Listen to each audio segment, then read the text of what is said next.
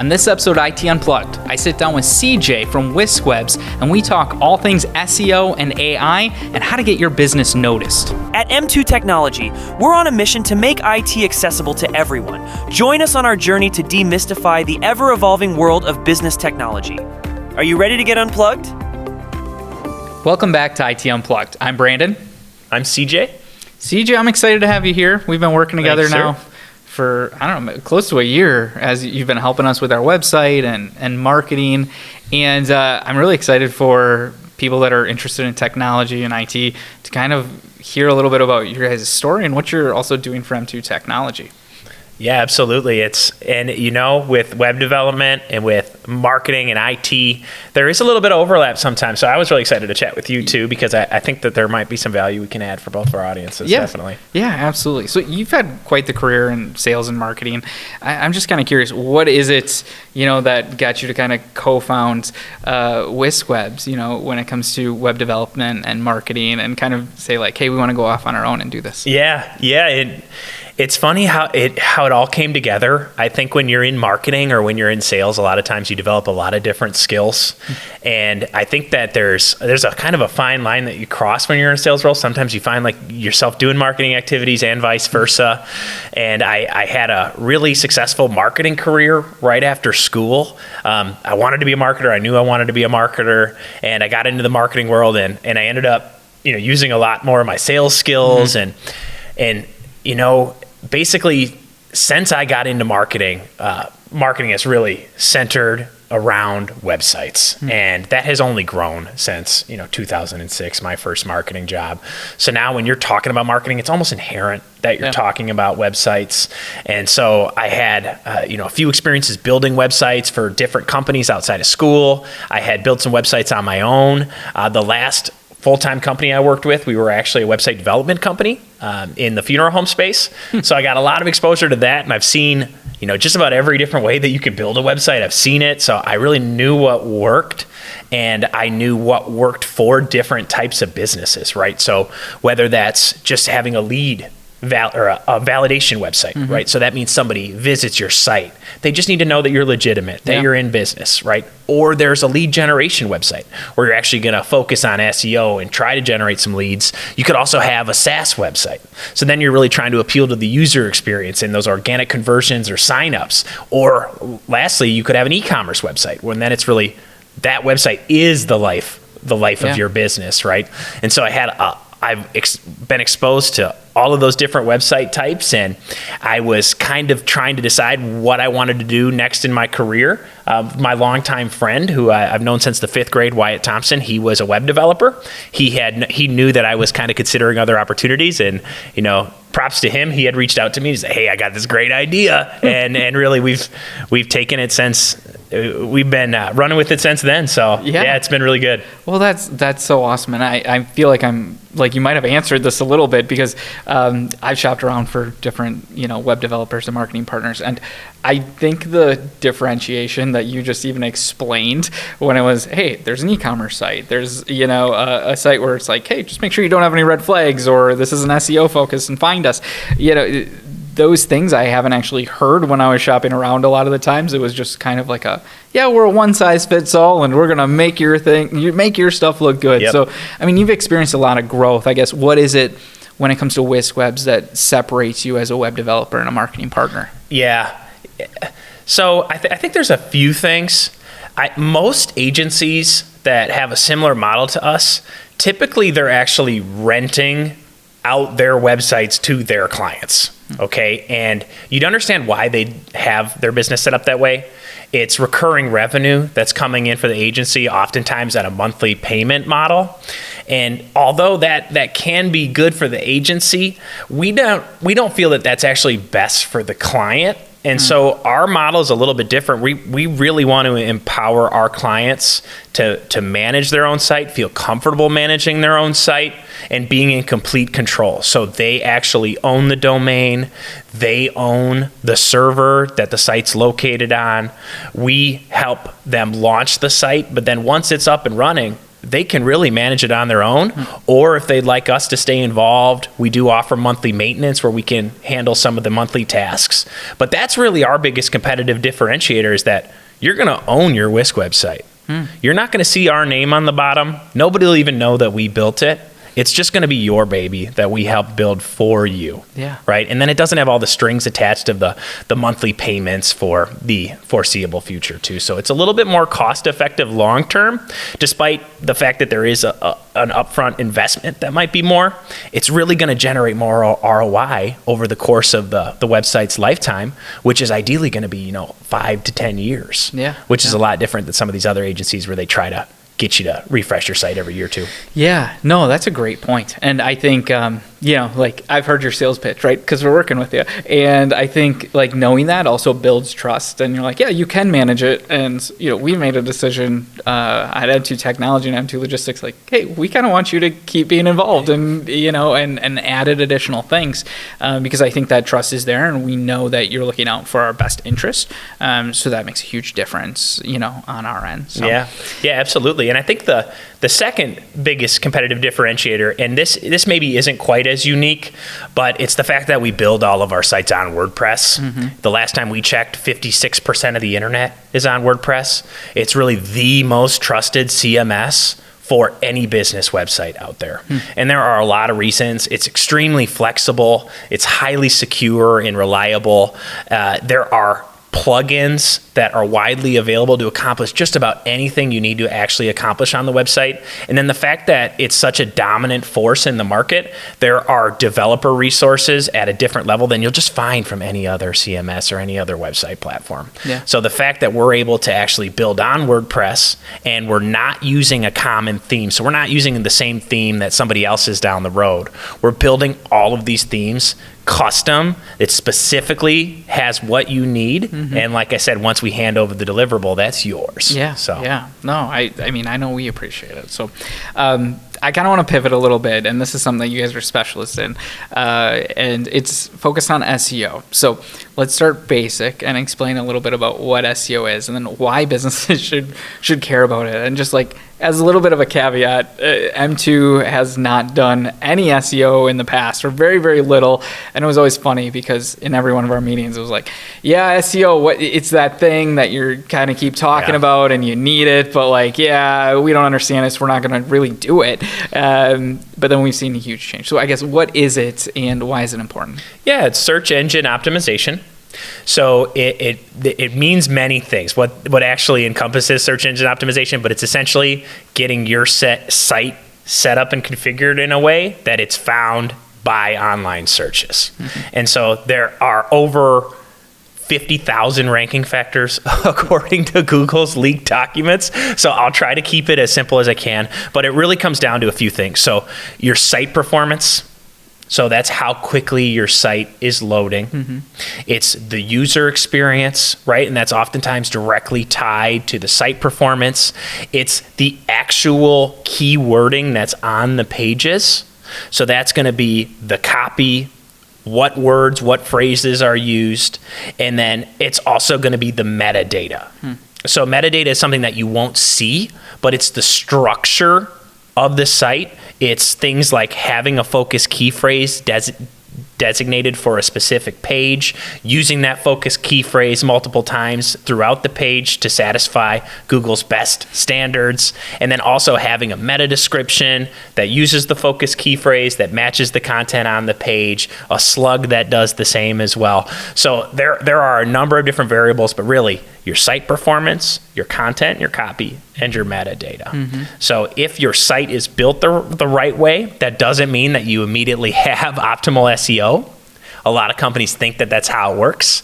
Unfortunately, there's not just a switch that you can flip for good SEO, because if there was, everybody would do it. And a lot of companies will promise that. Those are companies that you probably want to avoid working with. I know that in the past there were SEO companies that would try to, they'd say that, hey, we'll get you 1,000 backlinks, but these backlinks are all from terrible URLs that have bad reputations, that are across the globe, that might actually hurt your authority score, which is essentially a ranking that's generated based on your different SEO ranking factors. Yeah.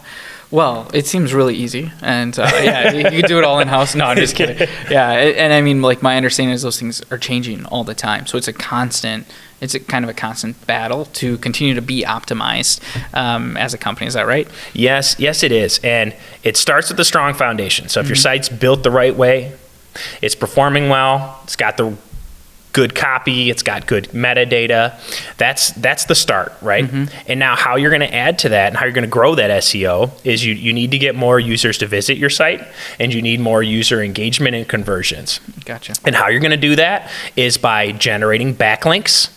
So a backlink is a link from somebody else's website that will drive traffic to your site. So that's one way. And then the second way is generating new unique content on a regular basis.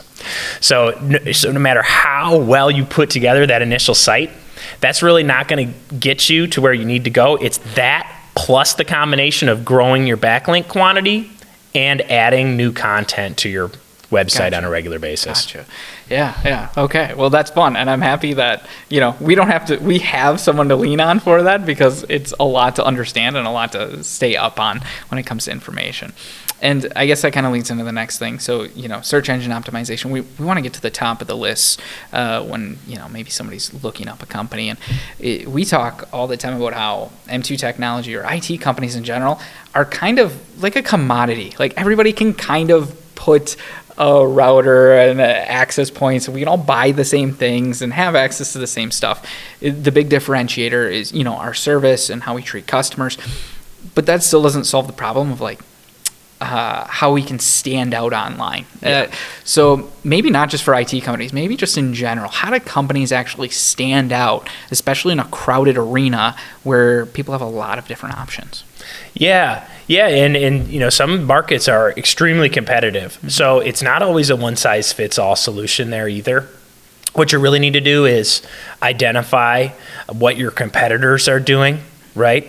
Find gaps in your existing content where your competitors might be excelling. Focus on creating some content to fill in those gaps so that you start ranking for some of those keywords as well.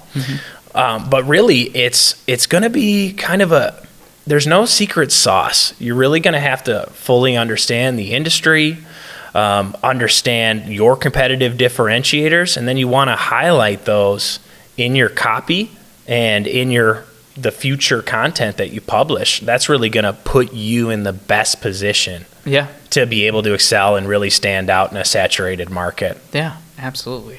So you have talked about creating content a couple times. And for, those that aren't really into websites and blogs and different things like that, the company doesn't always write, you know what I mean? Like, the company that's there isn't always writing every single blog article. Yeah, spoiler, surprise. Yeah, I hope nobody feels terribly, oh my gosh, they don't. But it can oftentimes be hard to prioritize creating new content. But we've actually worked together on creating content, and you've created blog content for us that's very, very technical and specific to the things that we're looking for in collaboration. But you're not the only company that we're working with. So what's your process of learning something new and creating engaging and true and SEO focused blog content for companies? Yes. All right. So I'll try to keep this short-winded. So there's a few things that you want to focus on, and it's really about the strategy before you start creating any content. That's going to be key. So we need to be aware of what are your long tail keywords that we're going to try to utilize in all of your content. So these are going to be more common search terms for M2 technology. It might be IT support. So we want to make sure that all of the new content that we publish contains those long tail keywords that you might already rank for, but that you want to rank higher, because we're going to try to amplify that. The more times we use those keywords, the more likely it is that you're going to rank higher for those terms. So we want to keep those in mind when we're creating all the content, but then you want to have a specific focus key phrase, and oftentimes there'll be a few. It'll be a topic cluster that you'll focus on per blog post along with the long tail keywords. So that'll be a specific topic, right? So that's kind of the key, and it's a really fine balance because you want to keep adding to the number of keyword quantity that you have. So you want to keep growing the number of keywords, but then you also want to improve your ranking for keywords that you're already ranking for. Okay. So, wait, I'm going to pause this right here because it sounds like if I go out and I'm like, I'm going to create my own blog content and I'm going to make an article on, let's just say like why you should work with M2 technology. Let's just say that. And I write it out. It doesn't seem like it's going to be that effective, even if it's like, well written and has a good story and stuff, because it sounds like I need specific keywords and being like really intentional with what I'm saying. Yes. It depends on the intent of the blog post. Okay. So there are some blog posts that are purely going to be informative, that you want to provide a nice resource for your users. Now, those probably won't have a lot of SEO power. They could still be super useful. Yeah. But then there's the second side of the coin, and that's creating blog content specifically for SEO purposes. So that's really what I was referencing. Gotcha. We're trying to technically build content to help you rank better. Yeah. Okay. So there's two different kinds of sides to that coin. Yeah. And two different uses for it, which is super interesting that I think not a lot of people might kind of think of when you're thinking of blog content. So, and I'm sure just being somebody that's kind of interested in marketing, and I see these tools and different things, and it's like, you don't have to write blog content anymore. AI is just going to do this for you, and they'll put in the right stuff. Is that true or not? And I guess let's just like kind of pivot to AI. Yeah. Where should people be using AI in marketing, and where should they be kind of avoiding it like the plague, or maybe at least like healthy like skepticism? I would not trust AI for a few different use cases when it comes to marketing. In general, I would never publish any AI generated content without a human curating it, because AI will oftentimes tell you things that you want to hear that actually aren't accurate. Okay. And this is especially true when you're trying to conduct an analysis to identify potential blog topics, for instance. So where we get started and how we really identify what keywords we should be focusing on, we actually use a tool called SEMrush. And that's not an AI tool. It specifically, we can use the keyword gap, which we can add a list of your competitors and we can analyze their keywords versus your keywords, and it'll help you understand what keywords are missing from your site that they are using to succeed with SEO. So that's really what I would suggest for strategizing. Do not use AI. I would absolutely not trust it at all. Seriously. When it comes to building the content, typically I like to start with an outline. We will have AI help us organize the outline in an effective way, and sometimes we'll have it help us generate copy for certain sections. Gotcha. Now, I use a few different tools personally. I would never just trust a single AI tool. So I know Claude, ChatGPT, those are two very common tools that we use. I kind of use them in conjunction with each other to create the content based on the outline. For instance, Claude is really good at writing technically and for creating more comprehensive content. Sometimes it's not even readable though. So ultimately you'll probably want to run that through a tool like ChatGPT to make it a little bit more conversational or to improve its readability. But then ultimately it's up to the human user. I mean, we go through and we redline every single piece of AI copy that we generate, and we add the human touch to everything. And I think really that's key. So even after you go through it as a human and you correct everything, sometimes it's still good to run it through another tool and see if you can make it a little bit more conversational, or if there's any brand influence we can apply, right? Hey, we know that M2 likes to talk like this, or they like to use these types of topics. So really, there's quite a few tools we use in conjunction with one another. But anytime that you're using AI in marketing, the key is you have to have a human curator. You are going to make yourself look so stupid if you don't. I'm serious. You're going to do yourself a disservice. Unfortunately, we've came across some companies that have done this in the past and kind of Chat GPT'd themselves into a corner. But it's really, really key. you need to have a human look at that and make sure that this is actually accurate and we're speaking in the right way for the right audience. Yeah, it's so interesting how like AI is very people pleasing in a way when it's like validating based on how you ask the question or something else like that prompt. And I've seen that, and it's obviously like jokes. You know, they're always trying to make you feel good, like you're so smart, you're doing so great. And it's like no, I'm not. Like you can stop that. Be more critical. You know what I mean? Like like build up a persona that's like you know, like an angry mother or something like that. Yeah. When you're using AI, the worst reaction you can have is that somebody knows that you're using AI. And buzzwords, guys, are a dead giveaway. You say we're going to supercharge your business, we're going to turbocharge those results, right? It's not just this, but this. There are so many different buzzwords and phrases that if you utilize it, it's going to be a dead giveaway and you're going to make yourself look bad. Yeah, from an SEO standpoint, can they start identifying what articles are written by AI and start penalizing and different things like that? Or is that like on the cusp potentially? Theoretically, they probably could. Yeah. And who knows? It very well could be something that you're going to be competing against in the future. And so that's why you need to be keenly aware of that, and you need to make sure that you know, you're human proofing anything that you're generating with AI, even if it's just parts of it. Yeah, absolutely.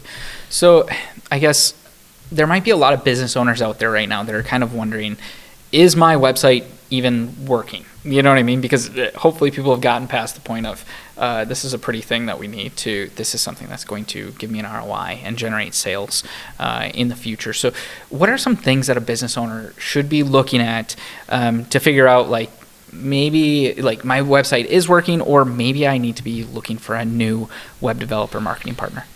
Yeah, and it really depends on the intent of your website again. Just to go back to that. So is this going to be a validation website? Is this site intended for lead generation? Are you trying to actually sell products? Is this an e-commerce site? Or is this a software as a service site that you're trying to get signups? Because those key metrics are really going to help you understand if your site is effective or not. For instance, for a validation site, we're probably just making sure that your traffic is converting and you're actually getting some conversions. People are filling out your forms, because odds are they probably came across your brand or met you in person, and then they're visiting your website to validate that interaction that they had, right? Whereas a lead generation website, we're really going to be looking at how many times did people fill out the form? How many impressions is each page getting? How much user engagement are you getting per page, right? For a SaaS site, we're going to be looking at how many people actually signed up, how many people are engaged on each page, right? Where is the traffic living for the most part? But really, it's going to be the number of signups. And then for e-commerce, it's obviously going to be how many sales are occurring on your site. And with e-commerce and SaaS, there's always going to be a little bit of an SEO element too, because you do want traffic organically to find your site to encourage that sign up, right? Or to get your product sold. So there are some different metrics you're going to be looking at, really based on what kind of site you have. I will say for a new business, typically we see new businesses, they'll probably use a visual editor, like a Wix or a Squarespace. There's a visual editor theme on WordPress that's super popular called Elementor. And we actually always encourage that for a new business, even though it's obviously a little bit different than our website model, because that really is the most cost-effective way for you to get a site up that validates your legitimacy as a business. So if you, most likely, if you're thinking, hey, maybe I do need a new website, you probably had a visual editor site for a year, for 2 years, for 3 years, right? But you might have outgrown that, and that's when it might be time to consider making a jump to something like a custom theme on WordPress. Gotcha. Yeah, that makes sense. Yeah. Well, thanks for sharing your expertise, and I'm excited for more people to experience your guys' service, because for us it's just been a wonderful experience. So. Oh, thank you. Yeah, it's much appreciated. And the one last note on AI, and this is something that we believe to our core. I mean, it's a big part of our business. AI is a big part of every marketing business now. The question isn't, are you using AI? It's, are you using it effectively in the right way? It's a much different question than we were asking a few years ago. What we use AI for is to improve client outcomes. It is not to drive efficiencies. If you are using AI to drive efficiencies, you are missing the boat. Yeah. Right? It's not trying to save anyone time or save money. That's not what it's used for. It's just to provide or to generate better results. Yeah, that's a great take on it. So, well, really appreciate you being here. We appreciate you tuning in to IT Unplugged. Make sure you check out our other episodes, and we'll see you soon. Thanks.